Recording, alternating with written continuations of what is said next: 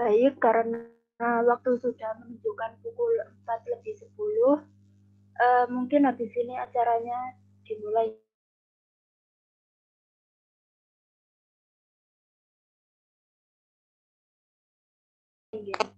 Apakah suara saya?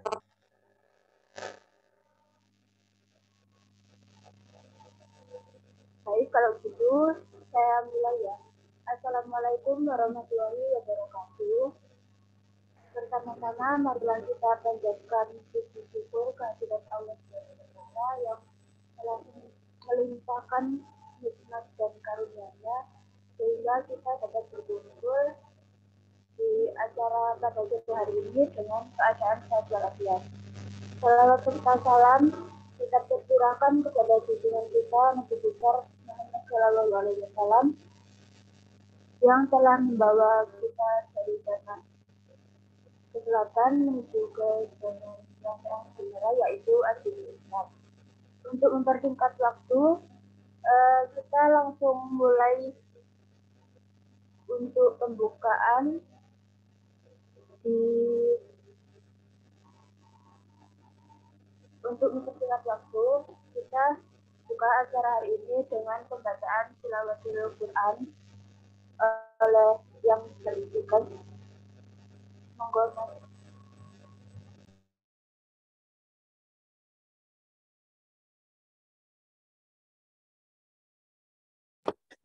Tes cek. Baik, terima kasih untuk Mahida. Alhamdulillahirrahmanirrahim. Bismillahirrahmanirrahim. Ya ayyuhalladzina amanu idza qila lakum tafassahu fil majalisi fafsahu yafsahillahu lakum.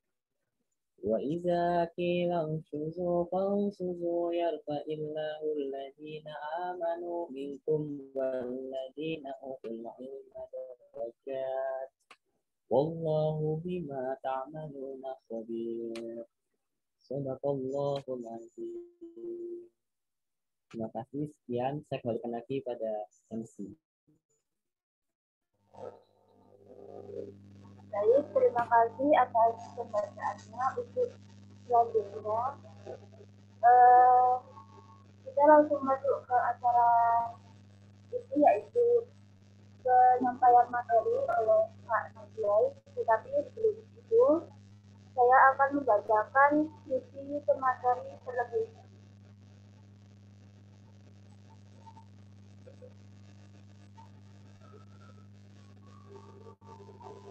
Jadi beliau merupakan nama beliau yaitu Pak Najwai Aska Ar-Robani.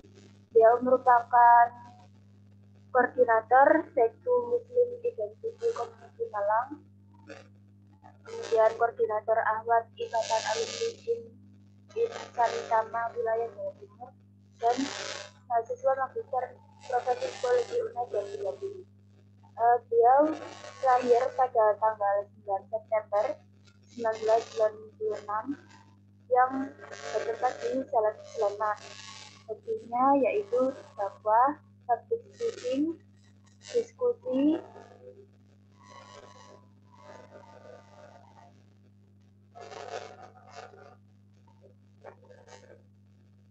peka dan peduli kondisi, membantu jika mampu. Motonya yaitu hidup itu berbagi, hidup itu bukan milik diri, manusia terbaik adalah manusia yang bermanfaat bagi orang lain. Beliau beralamat di Jalan Pronoyudo 427, Dusun Arang-Arang, Kecamatan Jembrek, Batu. IG beliau yaitu @najwai aska. Penghargaan yang diraih oleh beliau mungkin saya berikan beberapa saja ya, yaitu penghargaan kepesertaan secara aktif dan diskusi dalam latihan dasar kepemimpinan. Lalu ada award for destinal presentation in second class, weekend basic public speaking class, Ganesha Public Speaking School 2013. Lalu ada penghargaan kepesertaan secara aktif dan terpuji dalam latihan dasar kepemimpinan 2. Lalu mungkin pada tahun 2014 itu juga juara 2 lomba debat psikologi FPTSI UN 2015 dalam Dekan Cup Fakultas Pendidikan Psikologi UN 2014. Lalu yang selanjutnya ada riwayat pendidikan formal. Untuk 2014 sampai 2019 beliau menjadi mahasiswa prodi psikologi Universitas Negeri Malang dan 2020 sampai sekarang mahasiswa program magister profesi psikologi di Universitas Erlangga. Kemudian riwayat organisasi di SMA itu beliau pernah menjadi koordinator ahwat program LKMA Gusti Singapura dan Malaysia. Lalu pernah menjadi ketua remaja Northwest Bogor Raya 2012-2013. Lalu yang terakhir pembimbing peserta LKTI nuklir dalam perspektif politik, kebijakan, dan lingkungan hidup 2014. Riwayat organisasi di kampus mungkin tahun 2017 sampai 2018 itu menjadi Dewan Pertimbangan Organisasi. Oh, enggak apa-apa, Kak. Sebentar lagi. Pertimbangan Organisasi Islam Family of Psychology Unit Karahanan dan FPTSI UN. Lalu pengalaman kepanitiaan mungkin yang terakhir Ketukel Homeroom Fakultas Pendidikan Psikologi semangat perubahan mewujudkan psikologi satu sinergis aspiratif teladan unggul Fakultas Pendidikan Psikologi 2019. Lalu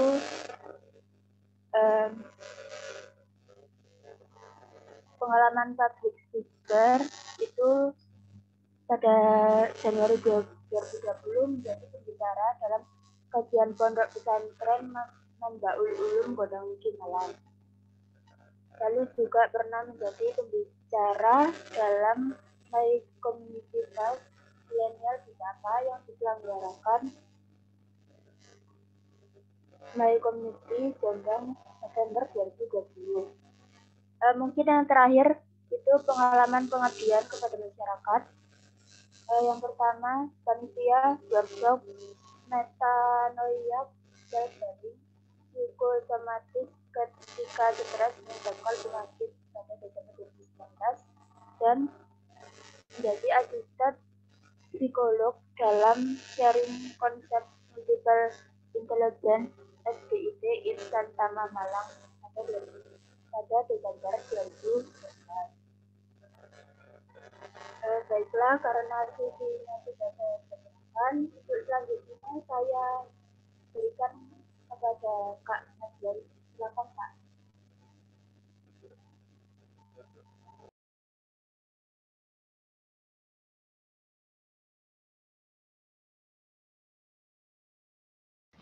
Oke, Jazakallah khair di Mazida. Dipanggil apa biasanya, Mazida? Oke, suara saya jelas? Tes? Jelas ya. Nanti kalau nggak jelas silahkan di kode secara langsung atau di chat silahkan ya. Kemudian nanti mekanisme menanggapi bagi yang ikhwan bisa chat saja di kolom komentar. Begitu juga dengan tanya jawab ya. Nanti kalau yang ikhwan mau bertanya silahkan disampaikan dulu ke moderator. Dalam hal ini adalah Mazida. Baik, bismillahirrahmanirrahim. Saya ingin memulai ya acara kita pada sore hari ini. Assalamualaikum warahmatullahi wabarakatuh.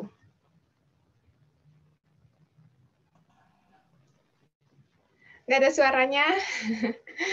Mungkin bisa dijawab melalui chat atau open mic. Oke. Alhamdulillah ada di Mazida ya.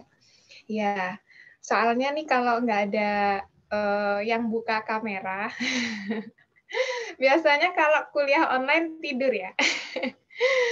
Kalau nggak gitu rebahan. Oke. Ya, semoga tidak ya. Kalau aktivis Islam itu insya Allah enggak ya. Oke, saya ulang lagi deh biar semangat ya. Salamnya. Assalamualaikum warahmatullahi wabarakatuh. Waalaikumsalam warahmatullahi wabarakatuh. Ya, alhamdulillah. Sunnah Rasul 3 kali ya.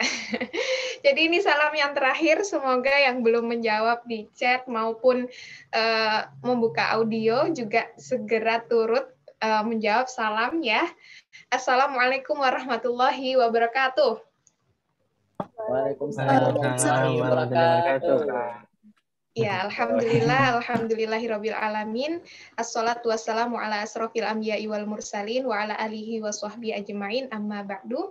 Alhamdulillah, segala puji bagi Allah hari ini, Allah yang mempertemukan kita. Jadi kita tidak bertemu ya semata-mata karena tidak disengaja, tetapi memang Allah yang memberikan kita kesempatan untuk bertemu. Mungkin teman-teman ada di berbagai wilayah di Nusantara. Saya ada di Batu ya. Kalau kemudian Allah tidak memperkenankan kita bertemu, mungkin saja hari ini saya sakit, saya berhalangan, atau begitu juga dengan teman-teman yang lain. Tetapi alhamdulillah kita dijodohkan oleh Allah. Ya, karena kalau nggak berjodoh mah juga nggak bakal bisa ketemu. Ya, alhamdulillah segala puji bagi Allah pada hari ke-10 bulan Ramadan ini. Alhamdulillah kita bisa melangsungkan kajian yang insya Allah semoga nanti ada kebaikan-kebaikan kita ambil dari apa yang kita bahas sama-sama di forum ini. Kemudian juga salawat salam kita haturkan kepada Nabi kita, Nabiullah Muhammad Sallallahu Alaihi Wasallam, suri teladan kita. Semoga kita juga senantiasa bisa istiqomah di dalam meneladani apa-apa yang Rasulullah bawa, yaitu adalah syariat Islam, sehingga kita menjadi pribadi yang baik, bahagia di dunia dan di akhirat, istiqomah sampai nanti ya, sampai akhir hayat kita. Amin, amin ya rabbal alamin. Nah, teman-teman, ini kalau kajian itu tadi ada penyampaian tentang adab ya, tentang adab. Jadi saya nanti minta tolong kalau saya bertanya silakan direspon, boleh open mic atau kemudian boleh di chat juga. Nah, ini alhamdulillah saya sudah bisa share ya. Ini sudah diizinkan. Nah, saya ingin menyampaikan menggunakan PPT. Nah, ini sudah muncul PPT-nya teman-teman? Sudah? Oke, sudah. Alhamdulillah. Ya, ini ada yang di chat juga, sudah. Nah, ini meskipun saya buka PPT ini, alhamdulillah bisa melihat wajah teman-teman yang on cam juga. Jadi terima kasih yang sudah on cam, memberikan saya energi ya, karena ada orang yang bisa saya lihat, mimik muka dan hal-hal yang lainnya gitu ya. Nah, teman-teman, sebagaimana request dari panitia, nah, judul yang di-request ini ya, saya tanya kisi-kisinya apa? Oh, terserah gitu ya. Pokoknya dikembangkan dari judul ini. Nah, dan judul yang sebelumnya juga kayaknya ada koreksi ya, nggak apa-apa. Jadi, kita akan membahas apa nih bagi orang yang mungkin nggak terbiasa pakai bahasa Inggris, ini saya translate. Jadi judulnya adalah menjaga kesehatan di bulan Ramadan dengan menghindari self-diagnosis ya. Nah, dan ini saya coba berpikir bagaimana cara menghubungkannya, ya insya Allah nanti ada keterkaitannya ya. Nah, insya Allah nih, di sini ada nggak sih selain anak psikologi? Ada nggak yang ikut acara ini selain anak psikologi? Atau ini semua anak IFOP dan anak psikologi?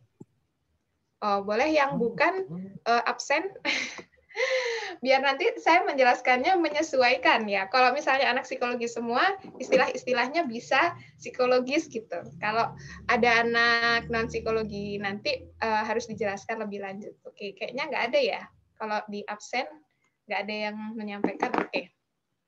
Nah, insya Allah kalau anak-anak psikologi udah paham ya terkait dengan self-diagnosis itu apa. Oke, ada Kak? Oke, ada. Dari mana? Boleh disebutkan? Oke, boleh ya. Nggak apa-apa, nggak usah malu. Nah, jadi self-diagnosis itu insya Allah udah pada paham. Dari kata-katanya aja udah paham. yaitu adalah mendiagnosis diri sendiri itu mengidap sebuah gangguan atau penyakit berdasarkan pengetahuan diri sendiri. Ya, nah jadi dia menyatakan ini kayaknya aku depresi deh, kayaknya aku punya kecemasan deh, kayaknya gitu ya. Dari BK, oke, BK lumayan lah ya, deket. Nah, meskipun nggak 100% sama. Nah, informasi yang dia dapatkan itu dia peroleh secara mandiri. Nah, jadi kalau sebenarnya kamu harus menjadi orang yang mandiri dong, gitu ya. Itu sebenarnya nggak sepenuhnya bagus ya. Kenapa? Karena ada hal-hal yang memang nggak bisa kita lakukan sendiri ya, teman-teman. Nah, biasanya seseorang yang melakukan self-diagnosis ini itu sedang berasumsi bahwa dia itu mengetahui tentang masalah kesehatan yang dialami, entah itu ya kesehatan fisik atau mental. Nah, sehingga akhirnya kan dia menerka-nerka karena dia merasa mengetahui, entah mengetahui itu apakah dari internet ataukah dari mana gitu ya, itu banyak banget sumber-sumbernya, tapi dia peroleh secara mandiri. Nah, pertanyaannya adalah sebelum ke dampak ya, saya ingin tahu sih biasanya diagnosis mandiri itu teman-teman biasanya mendiagnosa diri yang paling gampang itu apa? Judgment-nya apa? Depresi atau apa? Coba bisa ada yang on audio atau di chat coba. Biasanya suka mendiagnosa apa pada dirinya? Nggak ada yang bilang, kayaknya aku schizofren ya. Nggak ada ya. Apa yang biasanya? Kayaknya aku ini ya, gangguan makan. Oke, boleh ya. Kalau ada yang mau merespon, silakan di chat deh, biar ini ya, biar cepat. Mungkin mendiagnosa burnout. Oke, akibat tugas. Oh, masih lumayan ya kalau burnout. Terus apa lagi? Stres Kak biasanya. Kalau nggak gitu paranoid. Oke, kalau paranoid udah mulai agak klinis ya. Nah, oke, tadi ada yang mendiagnosa stres, kemudian paranoid, burnout. Nah, oke, tadi kan kita bicara berarti mengasumsikan tahu nih tentang kondisi tersebut. Nah, sehingga dari situ kan kita, oh kayaknya aku kena ini deh, kena itu deh, gitu ya. Kira-kira dampaknya apa sih kalau kemudian kita melakukan diagnosa mandiri itu? Coba sebutkan kemungkinannya. Di chat juga boleh. Kemungkinannya apa aja ya kalau kemudian kita itu melakukan self-diagnose itu tadi? Oke, 1. Ini yang open cam kan ada 4. Coba minimal 4 dong kemungkinannya. Nah, biar saya tahu ada orang. Cemas, nggak pede, oke. Apalagi? 2 lagi dong. Kan di sini ada 17 orang nih, alhamdulillah. Udah mulai banyak ya. Apalagi? Oke. Misleading. Misleading informasi. Apa tuh misleading? Oke, alhamdulillah ada 3 orang yang merespon. De Abida, Dio, dan Ashar. 1 lagi.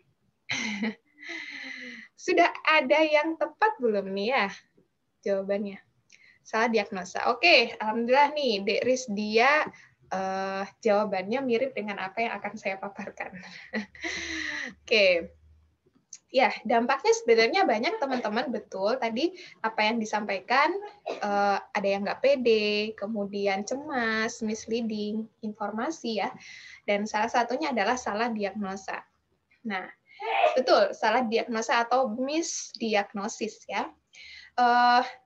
Karena begini ya, kalau kemudian teman-teman tahu, kalau biasanya kayak kesehatan aja, kalau gejalanya itu pusing, gejala pusing itu adalah satu gejala yang ada di banyak berapa diagnosa sih pusing itu bisa gara-gara apa aja gitu. Kan banyak ya, pusing itu sebenarnya bisa gara-gara lapar ya kan. Nggak usah ke dokter, sebenarnya makan aja udah bisa selesai pusingnya gitu.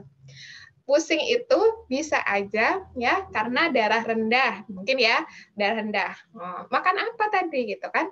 Pusing itu juga bisa karena mental ya, karena kebanyakan tugas, ada apa deadline organisasi apa dan pusing. Nah, akhirnya pusing secara fisik juga gitu. Nah, sehingga diagnosa tentang satu gejala yaitu adalah pusing itu banyak banget loh yang ketika kemudian kita periksakan ke profesional ya ternyata diagnosa kita mungkin salah gitu. Nah, contoh nih, aku itu ini pernah belajar ini ya self healing. Nah, tapi dari situ cukup membuktikan gitu. Biasanya teman-teman ketika kita stres itu ada kondisi fisik yang sangat spesifik pada diri kita yang menunjukkan stresnya kita gitu. Nah, kalau aku itu menunjukkan stres itu gatal.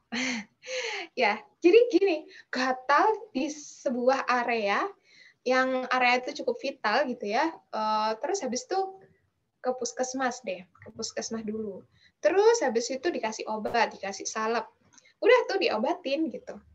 Nah, biasa kalau di puskesmas kadang bukan dokter yang spesialis di bidang tertentu gitu ya. Oke lah, ternyata nggak sembuh, pergilah ke dokter spesialis kulit gitu. Dokter spesialis kulit itu ketika sudah diperiksa gitu, oh ini nggak ada perubahan perilaku gitu ya. Maksudnya kalau misalnya gatal itu biasanya karena lingkungan kan, apa ada kutu, apa ada apa namanya kecoa atau apa makanan gitu ya, genetik. Diagnosa dokter spesialis kulit bilang kalau ini Mbak stres gitu. Kata dokter ada tempat-tempat gatal itu menunjukkan stres gitu. Yang anak psikologi dibilang sakit kulitnya stres tuh gimana sih kayak, diagnosanya tuh stres gitu ya. Oh, baru tahu gitu. Dan dokter kulit belajar tentang itu gitu. Ternyata ada sakit-sakit kulit atau gatal itu yang tidak disebabkan oleh hal-hal yang kita perkirakan itu tadi gitu. Apa mungkin cuaca, apa dan lain sebagainya. Enggak, ternyata dari stres gitu. Nah, kalau kemudian diagnosanya itu salah, nah ini akan menyebabkan resiko yang kedua, yaitu adalah kesalahan dalam penanganan. Nah, waktu itu gatal itu aku kasih kayak minyak tawon, kasih air panas gitu ya, terus kasih minyak apa gitu. Kata dokter nggak boleh, malah nggak boleh. Karena apa? Minyak-minyak itu akan membuat kering belum pada waktunya, dan ketika kemudian membuat kering belum pada waktunya, akan sangat terasa gatal dan kamu ingin menggaruk, akhirnya luka lagi gitu. Jadi malah nggak boleh pakai minyak-minyak itu. Nah itu kenapa ya? Karena saya nggak belajar ya tentang diagnosa yang tepat itu apa, kemudian penanganannya yang tepat itu apa. Jadi kita kira secara umum penanganannya seperti itu, ternyata tidak. Akhirnya kalau penanganannya salah, masalah itu akan selesai atau tidak? Kira-kira. Bukannya selesai, tapi malah menimbulkan masalah baru. Ya nggak sih? Gitu ya. Jadi kemungkinan kerugian self-diagnose itu adalah ini. Nah, bayangin kalau kemudian masalah yang didiagnosa itu adalah mental, ya. Kalau mental itu bentuk-bentuknya tuh kayak abstrak kan ya. Kalau anak-anak psikologi itu udah belajar gitu.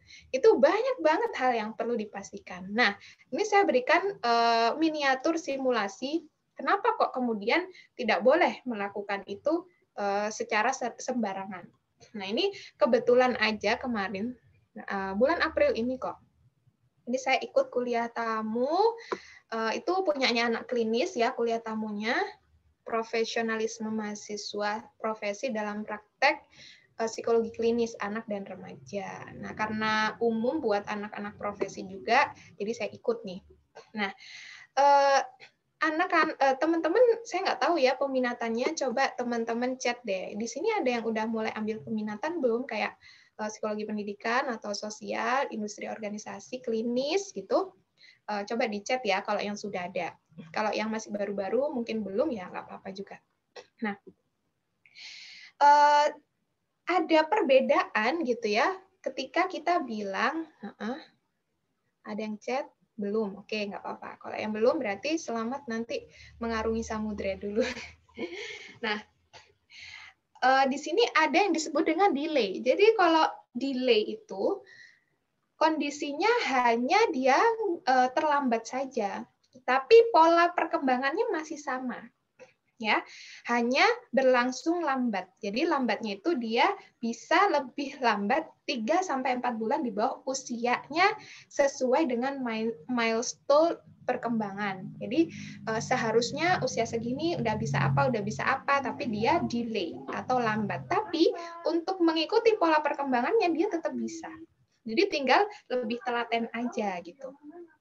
Nah, ada yang disebut dengan disorder. Kalau disorder apa? Kondisi yang menampilkan bentuk deviasi dari fungsi normal individu, ya. Dan segala deviasi ini akan mengganggu performansi dalam kehidupan sehari-hari.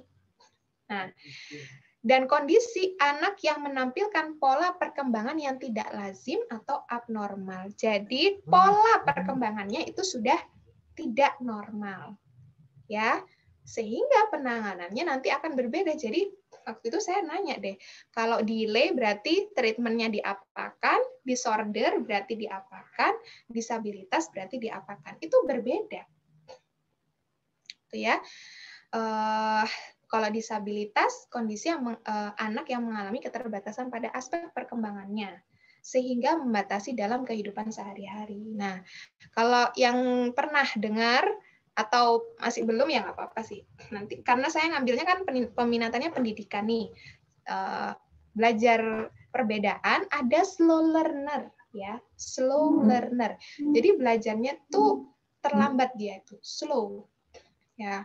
Ada juga yang dia itu kalau sekarang namanya adalah specific learning disorder ya, atau yang dulu disebut learning disabilities kayak disleksia, diskalkulia, disgrafia gitu. Ya. Ada kemudian ID, intellectual disorder. Jadi yang terganggu intelektualnya. Kayak gitu tuh ya. Kemarin saya ambil kasus ya. Ambil kasus untuk praktek assessment ya, dan untuk merancang intervensinya. Nah, itu aneh banget loh teman-teman. Di sekolah, ini sekolah umum ya, ketika saya ambil kasus itu. Ada anak kelas 5 SD gitu ya, itu ketika saya ajak main, ini observasi secara langsung ya, itu gini, kan saya ajak main Uno berwarna, yang itu ada angka-angkanya itu ya, tahu ya. Jadi main Uno yang kotak-kotak itu loh, bukan Uno kartu ya.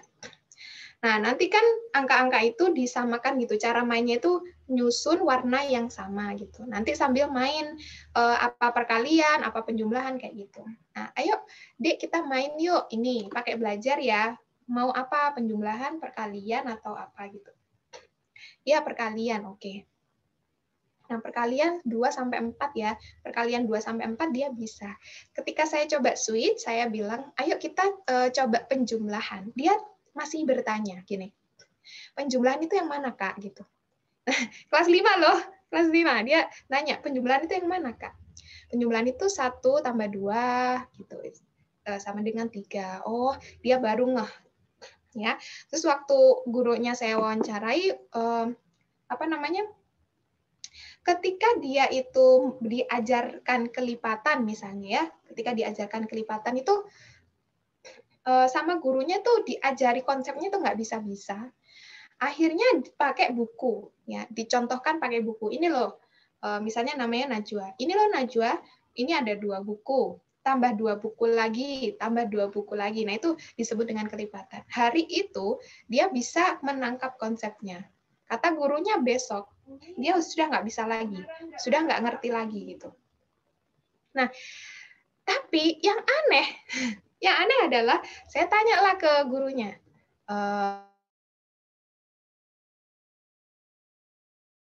yang bermasalah kemampuan atau kemauannya. Kan dari wawancara itu seolah-olah kemauannya yang nggak ada. Bukan dosen, gurunya itu bilang Ini kayaknya kemauan. Gitu ya. Kemauan loh. Analisis gurunya kemauan loh. Anak kayak gitu dibilang permasalahannya kemauan. Gimana? Gimana nggak sakit hati saya? Anak yang baru bisa belajar membaca di kelas 4, ya, kemudian nilainya jeblok semua di hal-hal penalaran gitu ya. Terus tadi ya, maksudnya diajarkan suatu konsep kelipatan dengan cara begitu, 1 hari besoknya sudah lupa, masa itu karena kemauan gitu ya. Nah, tapi ya itulah karena kekurang pahaman pengetahuan tentang diagnosa-diagnosa yang terkait dengan gangguan-gangguan dalam belajar anak. Jadi itu wajar gitu. Kalau guru itu mendiagnosa seperti itu. Nah, makanya dari situ butuh profesional gitu kan. Nah, kayak gitu loh. Ini cuma contoh aja teman-teman. Contoh aja. Sefatal itu guru yang menganggap anak muridnya kelas 5 masih nggak bisa dalam hal-hal dasar itu, tapi masih mendiagnosa kalau ini karena kemauannya. Fatal nggak sih? Ya Allah, fatal banget ya. Karena apa? Tidak segera ditangani, dia dikira malas, dikira nggak mau, nggak berminat, dan lain sebagainya gitu. Oke, gitu ya. Nah, sehingga dari situ tidak mudah ya untuk melakukan diagnosa itu. Bahkan kalau mau mengetahui kriteria tingkah laku ya kayak gitu ya, banyak banget parameternya. Mulai dari apakah itu memang tidak sesuai dengan norma budaya di dalam perkembangan. Kemudian frekuensinya berapa kali, kalau itu dilakukan cuma 1 kali ya nggak masalah gitu. Tapi kalau itu berkali-kali, intensitasnya, durasinya. Ya, kalau di DSM itu kan selalu dibilang minimal harus bertahan 6 bulan, ya. Harus bertahan 6 bulan. Berarti apa? Itu menetap, bukan yang baru saja dilakukan atau baru saja gitu ya dialami selama 2 minggu terakhir gitu. Nggak bisa langsung kemudian disampaikan ini apa gitu, apa diagnosanya. Gitu. Banyak banget ya yang harus ditelusuri fungsi aspek perkembangannya mulai dari fisik, motorik, emosi, kognisi, sosial. Itu kalau akhirnya mendiagnosa, itu bahkan harus menggunakan 2 diagnosa, kemungkinan diagnosa A, kemungkinan kedua diagnosa B gitu. Karena bisa jadi antara kedua diagnosa itu. Kalau 1 doang diagnosanya tidak dibandingkan dengan diagnosa yang lain, ya takutnya kita kepedean gitu. Ternyata kalau dibandingkan dengan diagnosa yang lain, oh nggak bisa memenuhi diagnosa yang lain. Kenapa? Karena gugur di poin-poin ini. Oke, berarti diagnosa kita semakin kuat. Nah, kayak gitu. Nih ya. Dan itu gimana cara melakukannya? Banyak cara yang harus, data yang harus dihimpun untuk kemudian mengetahui itu. Mulai dari wawancara. Wawancara ya, kalau kemarin saya wawancara itu ke ayahnya sendiri, ke ibunya sendiri, ke gurunya 2 orang guru, kan 1 kelas ada 2 gurunya. Ke guru laki-lakinya sendiri, ke guru perempuannya sendiri, ke anaknya sendiri.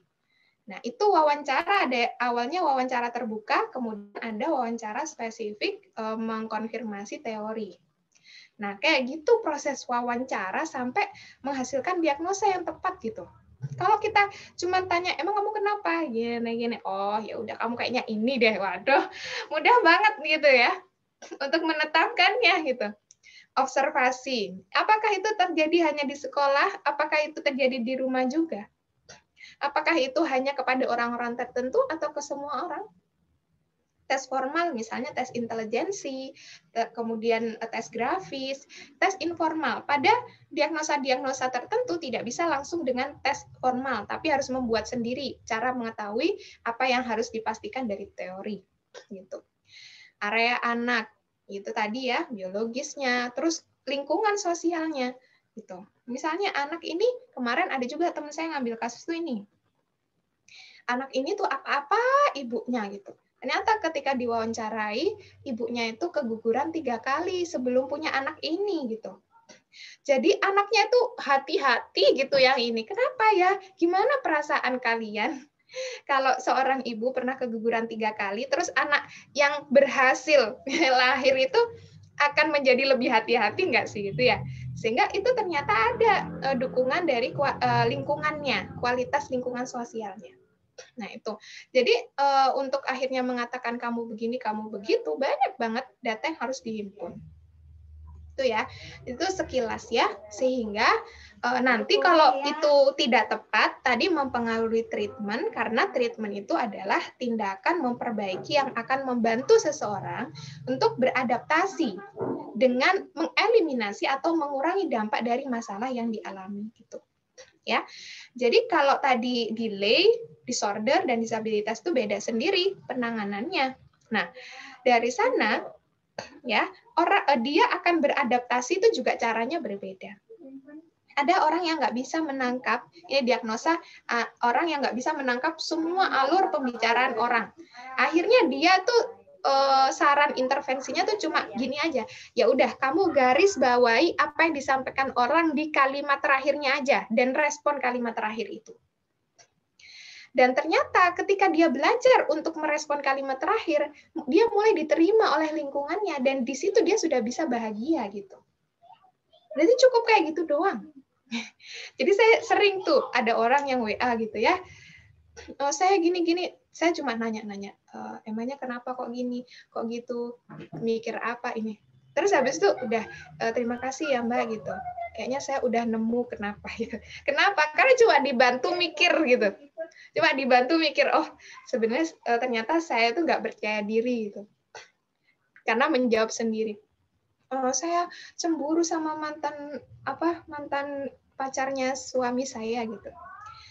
Terus tak tanya, cuma gini tanya doang, Mbak punya ini nggak kelebihan nggak? Boleh saya minta list kelebihan dituliskan 10 aja gitu.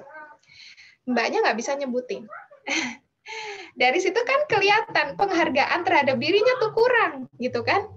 Karena menghargai dirinya kurang, akhirnya dia lebih melihat kelebihan orang lain. Dalam hal ini adalah mantan pacar dari suaminya gitu. Nah, kalau dia sendiri percaya diri dengan dirinya, bersinar cahaya dari dirinya gitu kan, nggak perlu dia mengkhawatirkan orang lain yang sudah ditinggalkan oleh suaminya gitu. Ya. Tuh, jadi treatmentnya sangat menyesuaikan dengan diagnosanya gitu. Nah, dari sini disimpulkan ya, jadi jangan mudah untuk menjatuhkan diagnosa gangguan mental atau kesehatan pada diri sendiri. Jadi harus apa? Bertanya atau menghubungi profesional. Meski ya kita tahu itu tidak selalu mudah. Mulai dari diri kita mungkin yang nggak punya akses, atau kemudian kita yang malu atau apa ya terserah lah. Tapi yang jelas ini apa yang harus dilakukan ya kalau misalnya kita mau benar-benar tahu nih di luar perspektif kita sendiri. Waktu itu saya juga pernah nggak tahu kayak gitu ya, sering kayak gitu. Ada yang DM dari Instagram gitu, Mbak saya pengen ini dari psikologi ya. Gitu. Ya udah, Mas itu telepon cerita tentang kenapa kok dia suka bauin kaos kakinya cewek. Ya Allah, ini saya nggak kenal loh, tiba-tiba dia cerita kayak gitu, tapi dia sangat malu awalnya, Mbak ini tolong jangan diceritain ya, dirahasiain dan lain sebagainya. Itu habis itu save nomor WA kan ya, dia juga anak UM pasca sarjana juga ya, cowok, tapi kan itu kode etik ya. Ya udah, kalau kita sudah selesai konsultasinya kita kan lupakan itu dan tidak lagi membahas itu dengan orang lain gitu ya. Ya sudah, itu ya yang bisa dilakukan. Nah, terus hubungannya sama Ramadan gimana? Ya, soal Ramadan ini panitia yang ngerjain ini ya, gimana cara menghubungkannya. Nah, ini saya hubungkan begini. Jadi kalau kemudian tidak tepat ya kita mendiagnosa apa yang kita alami itu secara pribadi, mending kita muhasabah diri aja.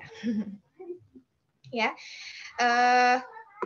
Jadi di momen Ramadan ini sudah nggak boleh lagi ya sembarangan tadi untuk mendiagnosa diri itu, tapi kita lebih mending untuk mulai ya menghapus tinta dosa-dosa kita ini, karena bulan Ramadan bulan yang sangat kaya akan pengampunan gitu ya, sehingga kita warnai lagi dengan nyala kebaikan dan terlukis takwa di sana, karena tujuannya Ramadan kan di sana membentuk pribadi yang bertakwa. Nah, kok bisa Kak dikaitkan dengan self diagnose itu gini ya? Konsep ini juga mungkin konsep yang teman-teman udah pernah dapat di seri-seri psikologi Islam yang sebelumnya.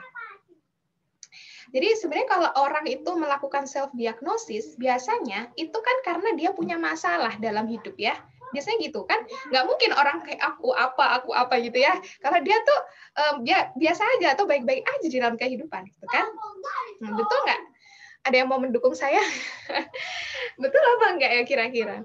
Biasanya orang yang mudah seperti itu karena ya banyak masalah gitu, sehingga dia, ini aku kenapa ya gitu. Nah, padahal sebenarnya kalau kita mengkaji sunatullah di dalam kehidupan, ya, sungguh tidak ada satu masalah yang menimpa diri kita itu kecuali diizinkan oleh Allah. Benar nggak ini? Ada nggak satu musibah, satu kecemasan, satu masalah, satu apapun ya yang terjadi di dalam kehidupan kita itu kecuali dikehendaki oleh Allah? Nggak ada, teman-teman. Ya.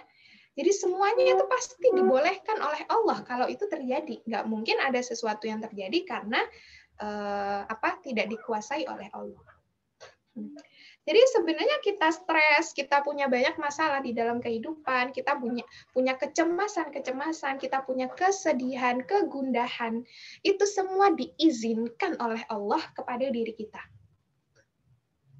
Allah yang maha membolak-balikan hati ya, makanya kita jangan berani-berani gitu bilang kalau kita akan bahagia dengan cara ini gitu ya, kita akan bahagia dengan seseorang ini gitu, kita akan bahagia dengan meraih ini gitu. Rasa itu yang punya siapa gitu?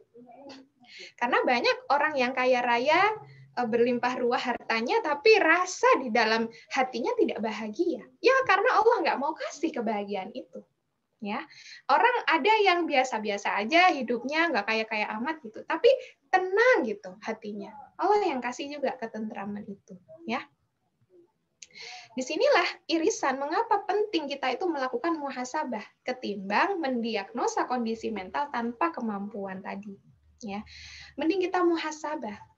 Ya, kenapa? Karena sebenarnya apa sih tujuan daripada Allah itu memberikan ya momen Ramadan kepada kita, yaitu adalah agar orang-orang yang beriman itu menjadi bertakwa. Nah, kok bisa Kak menjadi bertakwa gini?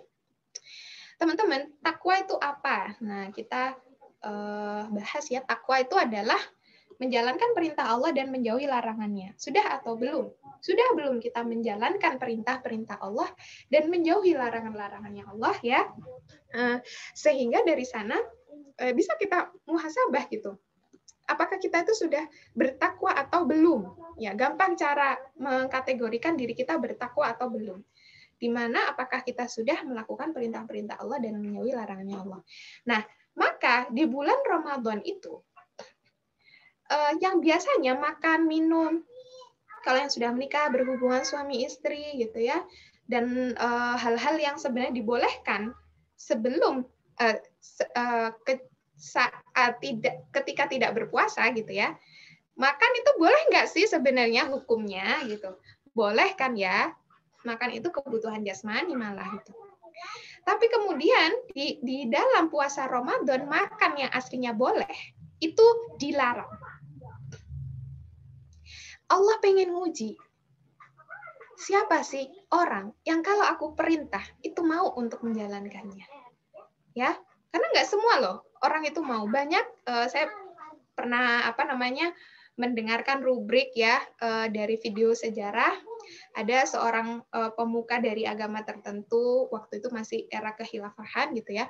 Itu tidak mau masuk Islam karena alasan apa? Karena di dalam Islam itu ada puasa Ramadan. Orang harus menahan lapar dan haus selama 30 hari. Itu bayangkan perjuangannya luar biasa gitu. Hanya orang-orang yang meyakini Allah, hari kebangkitan yang mau menjalankannya dengan sepenuhnya. Ya nggak sih? Bayangin aja, apa yang harusnya itu dibolehkan, tapi kemudian dilarang dan mau loh orang mukmin itu melakukan itu. Disitulah Allah sedang challenge ketakwaan kita terhadap perintah-perintahnya Allah. Ya, ternyata ketika kita berhasil melalui ujian tersebut, disitulah kita diuji. Oh, ternyata kamu benar nih imannya. Ternyata kamu apa yang sebelumnya aku bolehkan terus nggak aku bolehkan, ternyata kamu mau menjalankannya dan kamu bisa loh gitu. Ya, dari situ harusnya kita juga refleksi loh teman-teman. Biasanya apa sih kemaksiatan-kemaksiatan, keharaman-keharaman yang nggak bisa, kayak nggak bisa gitu kita tinggalin, sulit gitu kita tinggalin ya. Misalnya nggak stalking IG-nya si dia gitu. Mungkin ada yang lagi bucin, suka sama seorang, sebenarnya hukumnya apa? Nggak boleh ya teman-teman. Kalau kita sudah punya pandangan yang di luar biasa terhadap seseorang lawan jenis, itu tidak boleh semakin banyak dipandang. Itu bisa ke arah dosa. Tuh. Ya, jadi melihat bukan aurat saja, kalau itu sudah dengan pandangan suka gitu atau dengan syahwat itu sudah tidak boleh gitu. Nah, mungkin kita ngerasa itu sulit banget kalau ditinggalin gitu. Lah, sama loh, puasa juga kayak gitu. Bayangin aja, kalau teman-teman nggak lagi niat puasa, bisa nggak makan, nggak minum, ini di luar Ramadan ya, nggak makan, nggak minum, bukan di bulan Ramadan, dari jam 4 pagi sampai jam 6 sore, kuat apa enggak? Kuat apa enggak? Ya mungkin aja nggak kuat gitu. Kenapa? Karena di dalam puasa Ramadan, oke, insya Allah, insya Allah apa? Nah, mungkin di luar puasa Ramadan itu itu sulit sekali gitu. Tapi kalau kita punya niat, itu insya Allah bisa gitu ya. Nah, itulah sebenarnya yang diinginkan Ramadan itu terhadap kita. Begitu juga dengan perintah-perintah Allah dan larangan-larangan Allah yang lainnya. Oke. Nah, Dek siapa nih namanya? Dek Mazida. Ini mungkin bisa masuk ke sesi tanya jawab sebentar karena ini laptopku lagi sesuatu nih. Jadi aku izin 1 menit atau 2 menit untuk live ya. Nanti aku masuk lagi bentar. Biasanya emang gini, bentar. Ya Kak, siap. Baik, karena Kak Najwanya masih ada kendala, mungkin ada yang ingin bertanya atau ya bertanya. Silakan, monggo 1 orang.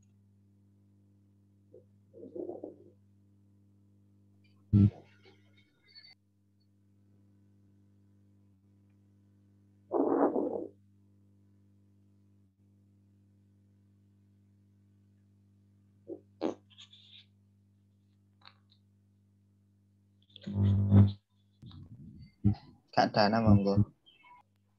Monggo Kak Dana. Oh, ini ada yang bertanya.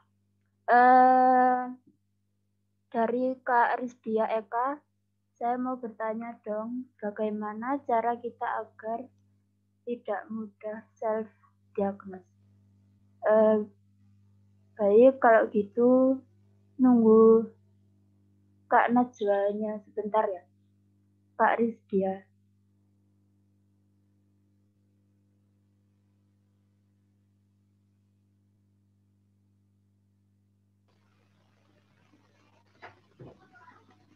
Satu menit ya? Tadi Ya, 30 detik itu tadi Kak. Oh, oke. Ya ini memang laptopnya ini sangat bersahabat ya. Alhamdulillah. Oke, tadi ada sudah sempat menampung pertanyaan kah? Kalau sudah. belum tak lanjut. Oke. Ada yang bertanya sudah. Kak. Ya. Oke, bisa disampaikan di chat dulu ya, Dek, sambil aku melanjutkan. Nanti diingatkan ya kalau sudah habis waktuku. Oke. Nah, jadi kita refleksi ya, muhasabah. Muhasabah, gimana kita terhadap perintah-perintah dan larangan-larangan Allah, yang sebenarnya perintah dan larangannya Allah itu mencakup segala aspek kehidupan loh. Mencakup segala hal yang kita lakukan mulai dari bangun tidur sampai bangun negara. Mulai dari masuk masjid gitu ya, sampai kemudian masuk pelaminan ya. Banyak banget gitu. Nah, semua semua itu tercakup dalam habluminallah, habluminannaf, ya, habluminannafsi, maksudnya terhadap diri kita sendiri, habluminannas. Kalau habluminallah, bagaimana sholat kita, bagaimana puasa kita, bagaimana kemudian zakat ya, sholat, puasa, zakat, haji, gitu ya. Habluminan nafsi, bagaimana pakaian kita, bagaimana akhlak kita, bagaimana makanan kita, bagaimana kemudian minuman kita. Banyak banget gitu yang perlu kita refleksi, apa sudah sesuai dengan perintah dan larangannya Allah. Apalagi habluminan nas ini saya tim yang tidak mau memisahkan antara Islam dengan politik ya, karena sebenarnya Islam juga mengatur politik, pemerintahan, sistem ekonomi, pendidikan, yang hari ini tidak menggunakan Islam itu sampai carut-marut, semuanya atas dasar materi, keinginan manusia, nafsunya sendiri, Masya Allah gitu ya, itu juga semua bagian dari syariat yang kita refleksikan. Ketika kemudian kita menjalankan syariat, insya Allah yakini bahwa pasti hati kita secara individu tentram, masyarakat itu baik, ya, peradaban itu mulia. Insya Allah gitu. Kalau semua syariat itu kita jalankan. Nah, kalau hari ini ya apa yang bisa kita jalankan secara individual masyarakat dan kita sampaikan hukum-hukumnya itu menjadi refleksi atau muhasabah kita gitu. Kok bisa seperti itu? Ini powerful banget sebuah hadis ya. Insya Allah teman-teman juga sering mendapatkannya. Tapi ini juga menjadi muhasabah ya. Allah menyampaikan nih hadis qudsi ya. Allah Subhanahu wa taala berfirman, "Wahai anak Adam, engkau tidak akan mendapatkan apa saja yang ada padaku kecuali dengan melaksanakan perkara yang telah aku fardukan kepadamu." Jadi kalau kita itu mau dikasih apapun oleh Allah, ya syaratnya kerjakan apa yang diwajibkan oleh Allah. Ya kan? Kayak kita mau mengambil hati dosen, ya kerjakan semua tugas-tugasnya dengan baik gitu kan. Maka teman-teman akan disukai oleh dosen itu. Ya kan? Hambaku yang terus-menerus mendekatkan dirinya kepadaku dengan melaksanakan ibadah sunnah, maka pasti aku akan mencintainya. Ya, jadi apa yang kita inginkan kepada Allah itu syaratnya adalah dengan menjalankan kewajiban. Apa yang kemudian kalau kita ingin dicintai, jadi kalau cuma menjalankan kewajiban, oke, kamu mau aku kasih gitu ya. Tapi kalau kita mau dicintai sama Allah, ditambah dengan amalan sunnah. Ya, kayak gini, udahlah nilai kita di mata kuliah dengan dosen itu bagus-bagus, ujiannya itu nggak ada salahnya. Terus habis itu kalau dosennya tuh mau pasang LCD atau apa, itu kita bantu, cinta itu dosennya sama teman-teman gitu. Ya nggak sih, sesuatu yang seharusnya nggak harus teman-teman lakukan, tapi teman-teman lakukan gitu. Ya, itu adalah amalan sunnah itu maksudnya, maka Allah akan mencintai kita. Nah, kalau Allah sudah mencintai kita, ya, jadi ibaratnya tuh kita itu dicintai oleh dosen aja udah kayak seneng banget gitu. Ya. Kenapa? Karena akan memudahkan urusan kita itu adalah Tuhan semesta alam. Wow, luar biasa nggak? Gimana gitu? Nggak kebayang kalau Allah itu mencintai kita. Dan Allah bilang kalau kamu melakukan yang fardu, kemudian ditambah dengan amal sunnah, maka aku akan mencintaimu gitu. Ya, kalau Allah sudah mencintai seorang hamba, maka Allah akan menjadi hatinya yang dia berpikir dengannya. Gimana tuh kalau pemikiran kita sudah dibarengi sama Allah? Jadi nggak cepat gitu mikirnya gitu. Jadi selalu ada ide-ide muncul cemerlang gitu. Masya Allah. Kalau Allah mendampingi kita di dalam berpikir, ya, aku akan menjadi hatinya yang dia berpikir hatinya ya. Kemudian menjadi lisannya yang ia berbicara dengannya. Pernah dengar ya bagaimana sebenarnya lisan kita itu kalau mau nancep apa yang disampaikan atau mau berhembus begitu saja tergantung Allah membersamai nggak lisan kita. Ya. Kalau kemudian Allah membersamai lisan kita, ngomongnya cuma dikit aja tuh masuk ke relung hati itu. Dan aku menjadi matanya yang ia melihat dengannya. Jika ia berdoa kepadaku, maka pasti akan aku kabulkan. Jika ia meminta kepadaku, maka pasti aku akan memberinya. Jika ia meminta pertolongan kepadaku, maka pasti aku akan menolongnya. Ibadah hambaku yang paling aku cintai, memberi nasihat. Ini luar biasa, teman-teman IFOP sedang memfasilitasi pemberian nasihat ya, kalau mengadakan kajian-kajian. Nah, ini ya, visualkan, bayangkan teman-teman, kalau Allah, Tuhan semesta alam itu mencintai teman-teman. Mungkin nggak kita perlu self-diagnose segala gitu. Nggak usah ya, bahagia hidup kita, damai gitu. Masya Allah, dimudahkan semua urusan kita ya. Pasti ada kesulitan-kesulitan, tapi nggak yang parah-parah lah. Ya, wallahu alam ya. Sebenarnya bukan sombong, bukan apa ya. Kalau saya sering baca rubrik Nova gitu. Nova itu ada cerita-cerita tragis gitu ya. Naudzubillah min dzalik. Ada anak yang membunuh ibunya, ibu yang membunuh anaknya, dan lain sebagainya. Ya Allah, itu kehidupan yang nggak terbayangkan tapi terjadi, dan alhamdulillah kita nggak menemui itu di dalam keseharian kita, lingkup hidup kita, insya Allah, karena Allah jaga. Ya, karena Allah yang menjaga. Semoga emang seperti itu gitu. Kenapa? Karena kita menjaga apa yang diperintahkan oleh Allah kepada kita. Itu prinsipnya hidup itu ya. Nah, maka dari itu teman-teman, untuk menghindari juga self-diagnose itu, mari kita lebih banyak lagi berprasangka baik ya kepada Allah. Sesungguhnya Allah berkata, aku sesuai prasangka hambaku padaku dan aku bersamanya apabila ia memohon kepadaku. Jadi kita itu prasangka kepada Allah yang baik ya, bukan hanya prasangka secara umum kepada Allah. Aku sulit nih, besok mau ujian, insya Allah Allah mudahkan aku. Aku sulit nih, rezekinya kok nggak datang-datang, insya Allah Allah turunkan rezeki itu di luar nalar kita gitu. Wah, itu banyak orang yang kalau yakin gitu ya, berusaha ikhtiar, pasti Allah jadikan itu ya. Tuh, jadi ini terakhir kayaknya, slide terakhir. Jadi biasakan untuk self talk positif ya. Kenapa? Karena rasa yang kita bawa pada diri kita itu adalah doa kita. Itu kuncinya. Rasa apapun itu ya, yang ada pada diri kita itu akan menimbulkan efek nyata pada tubuh dan nasib kita. Bukan karena alamnya gitu, tetapi karena Allah menghendaki seperti itu. Kalau kemudian kita punya rasa benci ya, yang kita simpan itu membuat tubuh kita nggak sehat. Kita benci itu kan biasanya karena kita nggak bersyukur gitu ya kepada Allah, nggak sabar. Mungkin kita suudzon gitu sama Allah. Ya Allah, hidup kok gini-gini amat. Itu nyalain siapa? Hidup kok gini-gini amat. Itu ngomongin siapa? Yang membuat hidup seperti itu gitu ya. Ngomongin siapa? Ngomongin Allah sebenarnya. Akan ada hambatan dalam hidup dan juga akan menarik alam dan orang lain membenci kita beserta tambahannya. Rasa takut, ragu, khawatir, cemas, percaya berhasil. Kalau kita percaya berhasil, yang terjadi akan berhasil beneran. Ya, kenapa? Pakai dalil yang tadi. Karena Allah itu bersama prasangka hambanya kepada Allah. Ya, itu. Ya, insya Allah itu. Bismillah, dengan itu tadi apa yang kemudian kita diskusikan, semoga kita bisa menjadikan Ramadan ini adalah perjuangan terbaik ya, menjadi diri yang lebih baik. Nanti kalau diri kita itu lebih baik, masyarakat akan menjadi lebih baik, dan kalau kemudian itu terus kita perjuangkan, masyarakat yang lebih baik itu akan menjadi peradaban yang terbaik, insya Allah biidznillah.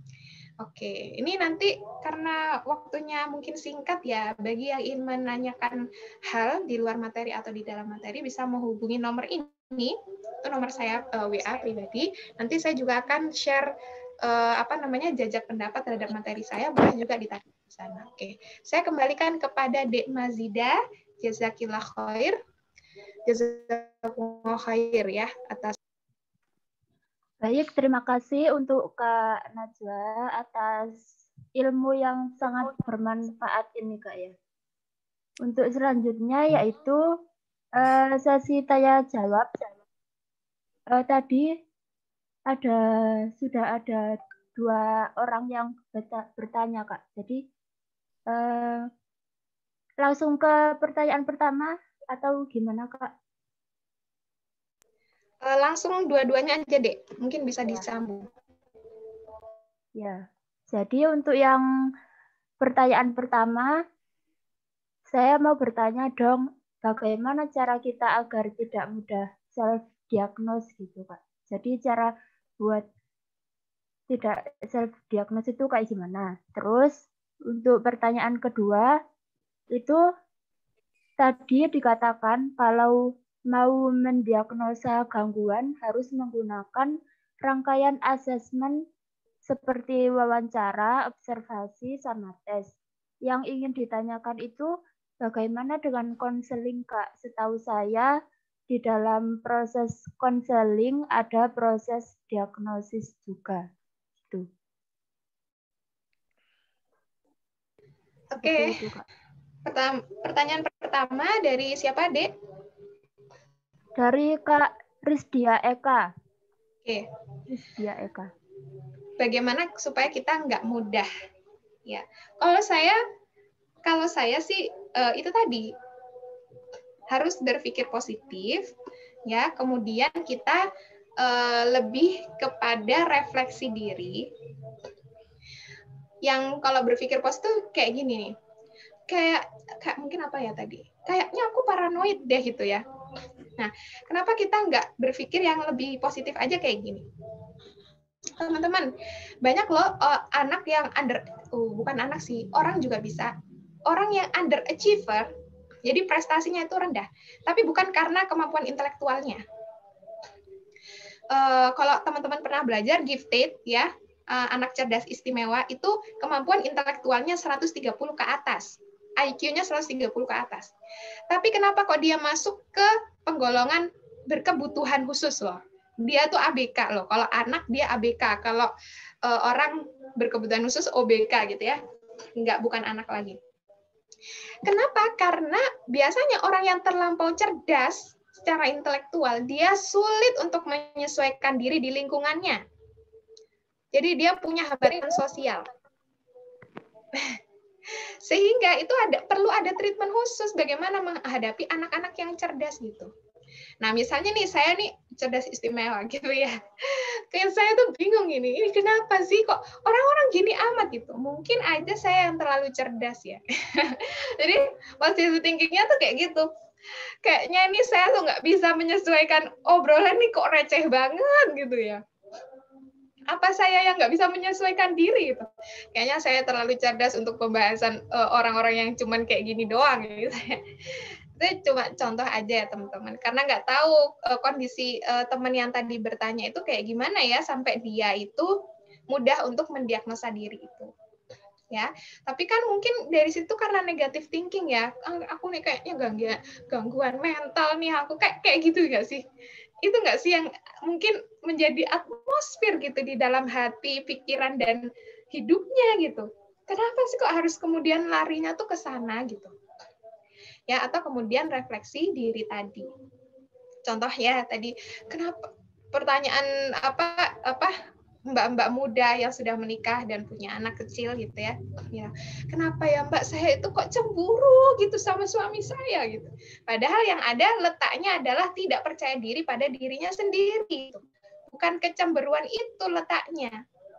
Tapi cemburu itu karena merasa orang yang dilihat tuh lebih dan tidak memaksimalkan potensi diri. Jadi cuma marah doang sama orang lain. Tapi coba dikembangkan dong gitu ya bakat-bakatnya, potensi-potensinya. Jadi orang itu kan, oh kamu tuh punya kemampuan, kenapa kamu harus iri sama orang lain misalnya kayak gitu. Ya, itu sih. Tapi biar kita dapat pelajaran dari diagnosa-diagnosa yang sering kita lakukan sendiri, mungkin perlu kita mengkonfirmasi diagnosa kita itu ke orang yang profesional. Selama ini saya tuh mengira diri saya tuh begini gitu. Menurut profesional tepat nggak? Tepat nggak pikiran itu? Karena ya, ini setahu saya ya, orang yang punya gangguan, teman-teman, hal yang bagi orang umum itu adalah masalah, bagi dia tidak bermasalah. Paham nggak? Bisa nggak? Jadi alur berpikirnya tuh udah salah gitu loh. Menurut teman-teman, kalau ibu kita meninggal, perasaan yang wajar apa? Sedih nggak? Sedih ya? Harusnya sedih banget gitu. Tapi saya punya teman nih yang konseling sama saya setiap pekan. Menumbuhkan agar bersyukur punya ibu, karena ibunya jahat dan lain sebagainya gitu ya. Itu kalau dia ditanya, aku nggak biasa ngomong sama ibuku. Lah, dan kalau ngomong sama ibuku itu kayak nggak biasa, dia bilang gitu. Ya, karena di situ kan abnormalnya di situ, maksudnya tidak normalnya tuh di situ. Sehingga dari situ pikiran-pikirannya harus dibantu oleh orang yang bisa benerin pikiran-pikiran itu gitu. Ya. Jadi boleh yang biasa mendiagnosa diri itu coba dikonfirmasi sama profesional. Benar nggak alur berpikir seperti itu? Nah, kalau profesionalnya sudah ahli, biasanya dia nanya tek tek tek tek tek gitu ya. Nanti kamu ketahuan sendiri, oh, cara berpikirku yang salah di sini. Kalau misalnya persoalan berpikir itu sudah terlalu terlalu diulang-ulang sampai itu menjadi konsep diri gitu. Nah, itu baru konselingnya tuh pakai CBT ya. Pakai cognitive behavior therapy. Nah, itu nggak bisa sekali, beberapa kali gitu ya. Mungkin durasinya juga agak panjang untuk mengurai pikiran-pikiran yang selama ini itu dijadikan konsep diri, padahal itu salah, tidak tepat ya, tidak ada di dalam realita misalnya. Nah, kalau udah pernah kayak gitu dan dipatahkan, mungkin kan selanjutnya kamu nggak akan berpikir begitu lagi toh, karena udah diluruskan gitu. Tuh, tapi kalau bulat terus ya itulah. Ya, jadi kalau jawaban saya 2 tadi, berpikir positifnya ditingkatkan, coba diganti hal-hal negatif itu diganti dengan yang lebih positif ya. Kemudian coba aja konfirmasi ke yang lebih profesional supaya bisa mematahkan. Karena kalau teman kita yang bilang, enggak, kamu enggak kayak gitu, kamu ini mungkin kita belum bisa menerima. Itu untuk jawaban yang pertama. Kemudian jawaban yang pertanyaan kedua itu tadi, kalau konseling gimana? Konseling itu bagian dari intervensi psikologis. Jadi ada konseling, ada terapi, ada modifikasi perilaku. Nah, itu. Jadi sama aja, konseling juga butuh assessment. Gitu, ya. Kalau konselingnya nggak pakai assessment yang benar, ya sama aja. Nanti konseling ngalur ngedol ngomong apa segala macam juga nggak selesai gitu masalahnya. Seperti kita curhat sama orang yang nggak tahu ya cara untuk memberikan saran, mendengarkan itu kan ya kayak gitu ya, cuma didengerin aja. Bisa aja kita curhat sama orang malah jadi sakit hati. Gitu kan, bisa aja gitu.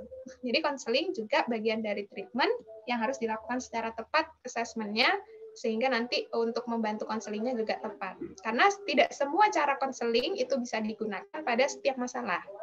Makanya yang belajar konseling nanti akan tahu apa bedanya CBT ya dengan yang realistis.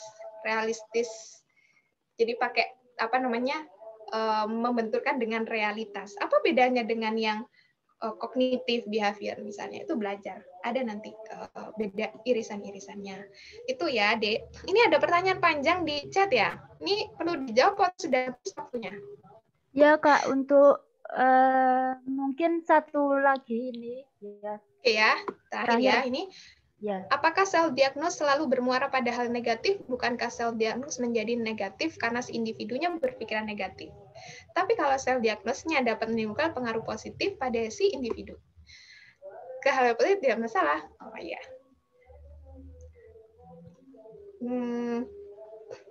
Sebenarnya self-diagnose tuh kalau bahasa kita boleh nggak sih disebut muhasabah gitu ya? Kalau misalnya self-diagnose itu sudah mengarah kepada diagnosa gangguan mental, itu takutnya kalau tidak tepat mengarah kepada assessment yang bukan assessment, kepada intervensi yang salah, kepada treatment yang salah.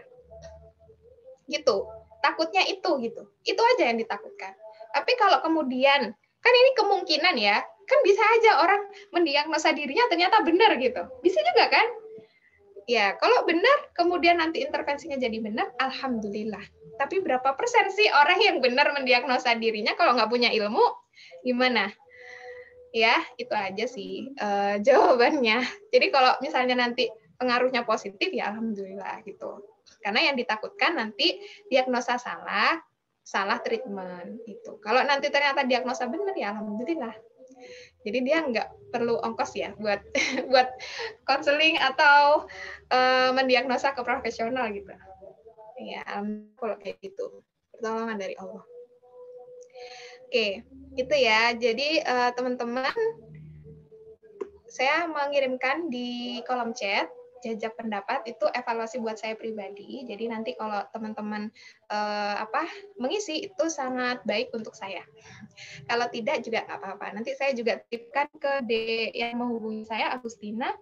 Mungkin yang tadi daftar gitu ya, belum sempat mengklik atau kesusahan kalau mengisinya lewat HP atau laptop juga nanti saya kirim via WhatsApp. Barakallahu fikum, insya Allah itu dari saya. Mohon maaf ya kalau banyak sekali kesalahan. Semoga ada kebaikan yang bisa diambil dari pertemuan kita. Baik, terima kasih Kak Najwa atas ilmu yang telah diberikan kepada kita semua. Semoga ilmunya bisa bermanfaat, terutama buat diri sendiri dan pasti juga buat orang lain.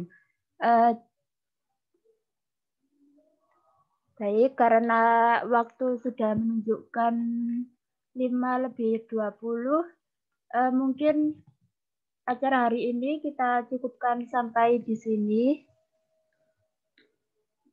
Semoga ilmu yang diberikan bisa bermanfaat. Dan untuk Kak Najwa, terima kasih atas waktunya sudah meluangkan waktu di sini berbagi ilmu bersama kita. Lalu juga terima kasih untuk teman-teman yang sudah hadir sampai akhir. Lalu saya sebagai moderator ingin meminta maaf kalau misalnya ada perkataan atau perbuatan yang tidak berkenan di hati teman-teman semuanya. Saya mohon maaf yang sebesar-besarnya. Terima kasih.